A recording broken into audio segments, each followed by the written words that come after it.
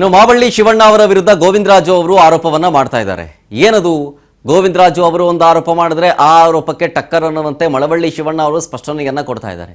ಏನೇನು ಆರೋಪಗಳು ಅಂತಂದ್ರೆ, ತಾವು ಸೋಲ್ತೀವಿ ಅನ್ನೋ ಭೀತಿಯಿಂದ ಗೋವಿಂದರಾಜು ಅವರು ಹುನ್ನಾರವನ್ನ ಮಾಡಿದ್ದಾರೆ. ಸ್ಟ್ರಾಟಜಿಕಲ್ ಐಡಿಯಾ ಉಪಯೋಗಿಸಿದ್ದಾರೆ, ಹುನ್ನಾರ ಮಾಡಿದ್ದಾರೆ. 4 ಕೇಸ್ಗಳು ನಾನು ದೂರು ಕೊಟ್ಟಿರೋದು, ನನ್ನ ವಿರುದ್ಧ ಯಾವುದೇ ಕೇಸ್ಗಳು ಇಲ್ಲ. ಎಚ್ ವಿಶ್ವನಾಥ್ ವಿರುದ್ಧ ಮಾತಾಡ್ತಾ ಇದ್ರು ಈ ಹಿಂದೆ, ಹಾಗಾಗಿ ಅವರ ವಿರುದ್ಧ ದೂರು ಸಲ್ಲಿಸಿದ್ದೆ ನಾನೇನೆ. ನನ್ನ ವಿರುದ್ಧ ಯಾವುದೇ ಕೇಸ್ ಇಲ್ಲ, ನನ್ನ ವಿರುದ್ಧ ಯಾವ ಕೇಸು ಇಲ್ಲ, ನಾನು ಕೊಟ್ಟಿದ್ದೀನಿ ಅಷ್ಟೇ. ಈ ಹಿಂದೆ ಎಚ್ ವಿಶ್ವನಾಥ್ ಅವರ ವಿರುದ್ಧ ಮಾತಾಡ್ತಾ ಇದ್ರು, ಅದಕ್ಕೆ ಕಂಪ್ಲೇಂಟ್ ಕೊಟ್ಟಿದ್ದೆ ಅವ್ರ ವಿರುದ್ಧ.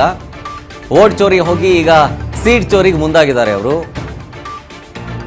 ವಿಶ್ವನಾಥ್ ಅವರು ನನ್ನ ವಿರುದ್ಧ ಹುನ್ನಾರ ಮಾಡಿದ್ದಾರೆ. ವಿಶ್ವನಾಥ್ ಅವರು ಗೋವಿಂದರಾಜುಗೆ ಹೇಳ ಕಳಿಸಿದ್ದಾರೆ, ನನ್ನ ಮೇಲೆ ಸಿಂಗಲ್ FIR ಕೂಡ ದಾಖಲಾಗಿಲ್ಲ, ಯಾವ ಹುನ್ನಾರಕ್ಕೂ ನಾನು ಸೊಪ್ಪು ಹಾಕಲ್ಲ, ನಾವು ಗೆದ್ದೇ ಗೆಲ್ತೀವಿ, ಏನ್ ಮಾಡಿದ್ರು ಹೀಗಂತ ಗೋವಿಂದರಾಜು ವಿರುದ್ಧ ಮಳವಳ್ಳಿ ಶಿವಣ್ಣ ಆಕ್ರೋಶವನ್ನ ಹೊರಹಾಕಿರೋದು.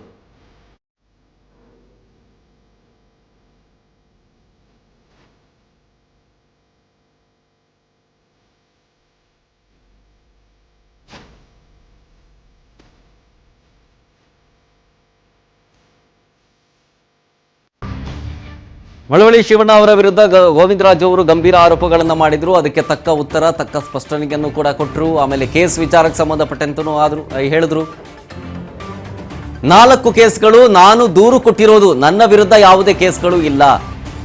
ಎಚ್ ವಿಶ್ವನಾಥ್ ವಿರುದ್ಧ ಮಾತಾಡ್ತಾ ಇದ್ರು, ಹಾಗಾಗಿ ಅವ್ರ ವಿರುದ್ಧ ಕಂಪ್ಲೇಂಟ್ ಕೊಟ್ಟಿದ್ದೀನಿ. ವಿಶ್ವನಾಥ್ ಅವರು ನನ್ನ ವಿರುದ್ಧ ಹುನ್ನಾರ ಮಾಡಿದ್ದಾರೆ, ಹಾಗೆ ಸ್ಪಷ್ಟನೆಯನ್ನ ಕೊಟ್ಟಿರೋದು.